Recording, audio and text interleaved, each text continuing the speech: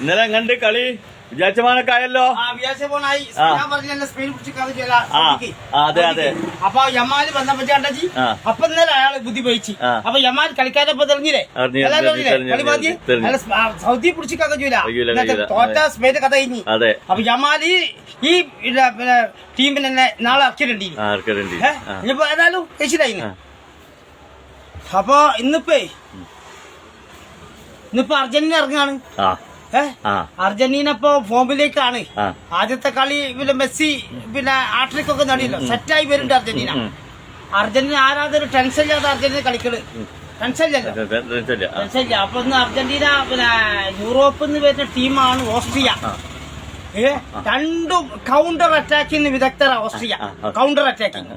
അപ്പൊ Argentina defence ഒന്നുകൂടി ജാഗ്രത പുലർത്തേണ്ടത്. അവിടെ പിന്നെ മോണ്ടിയലിന്റെ കഴിഞ്ഞാൽ ഇറക്കി അവിടെ ഓട്ടോമാറ്റിക് വരിക നല്ലത് എനിക്ക് തോന്നുന്നത്. ഏതായാലും കൗണ്ടർ അറ്റാക്ക് നടത്തും യൂറോപ്പ് ടീമാണ് ഓസ്ട്രിയ. അതുപോലെ കരുതിയിരിക്കേണ്ടി വരും. അപ്പൊ രണ്ടും അറ്റാക്ക് ഫുട്ബോളായാലും വരിക. കിട്ടിയ ചാൻസ് ഉപയോഗപ്പെട്ട വിദഗ്ധ ഓസ്ട്രിയ. അപ്പൊ കരുതി റാൾഫ് നെജരിക് എന്ന് പറഞ്ഞ കോച്ചാണ് ഓലി കോച്ച്.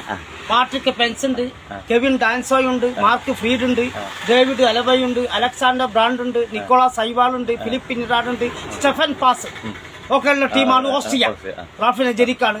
അപ്പം അതുകൊണ്ട് ഒരു കരുതി ഇരിക്കേണ്ടി വരും. എന്നാലും അർജന്റീന ഫോമിലായി.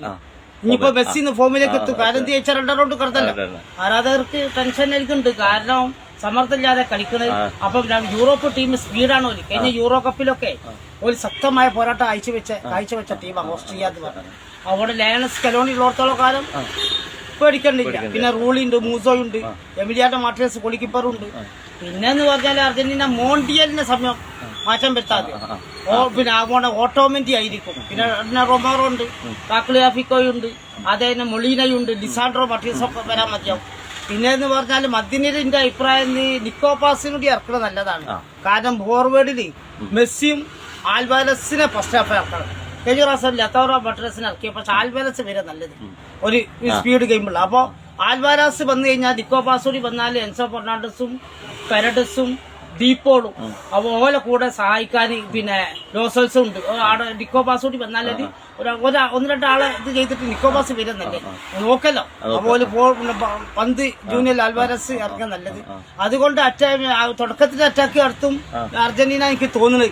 പക്ഷെ ഓല് ഭയങ്കര പ്രതിരോധമാണ് ഓസ്ട്രിയ. പെട്ടെന്ന് കൗണ്ടർ അറ്റാക്കിങ് ഈ ഓസ്ട്രിയ ടീം ഭയങ്കര ടീമാ. മോശക്കാരല്ല. അൾജീരിയ കൊണ്ട് കളിച്ചത് ചെയ്യുന്നില്ല. അപ്പൊ അർജന്റീന സംബന്ധിച്ച് ഫോമിലേക്ക് ഉയർത്തുന്ന മെസ്സി. അപ്പൊ അർജന്റീന സമ്മർദ്ദമില്ല. അപ്പൊ അർജന്റീന എനിക്ക് നല്ല പോരാട്ടം കാഴ്ചവെക്കും. യൂറോപ്യൻ രാജ്യവും ലാറ്റിൻ അമേരിക്കൻ രാജ്യമായിട്ടുള്ള പോരാട്ടമാണ്. അപ്പം എന്റെ അഭിപ്രായത്തില് പിന്നെ ഇന്ന് അർജന്റീനക്ക് പിന്നെ ആരാധകർക്ക് സന്തോഷം നൽകണല്ലോ. അപ്പോ ഇന്ന് മെസ്സി ഫോമിലേക്ക് ഉയരും എന്നാണ് എന്റെ പ്രതീക്ഷ. ഇനിയിപ്പോ മെസ്സി ഇന്ന് ഗോൾ അടിച്ചില്ലെങ്കിലും ഗോൾ അവസരം കൊടുത്താലും മതിയല്ലോ. അവിടെ ജൂനിയർ ആൽവാരസ് വരുന്നതല്ലേ. അപ്പൊ നിക്കോപാസിന് വരികയാണെങ്കിൽ 2 പാട് കൂട്ടുകെട്ട് ദുരിതത്തിലോ ഫോർവേഡിന് പന്ത് കിട്ടും. അപ്പൊ അങ്ങനത്തെ സാഹചര്യത്തില് ഇന്ന് പിന്നെ കടുത്ത ഓസ്ട്രേലിയന്റെ വെല്ലുവിളി അതിജീവിച്ച് അർജന്റീന ജയിക്കുമെന്നാണ് പ്രതീക്ഷ. ജയിച്ചിട്ട് 2 റൗണ്ട് കടക്കുമെന്നാണ് എന്റെ പ്രതീക്ഷ.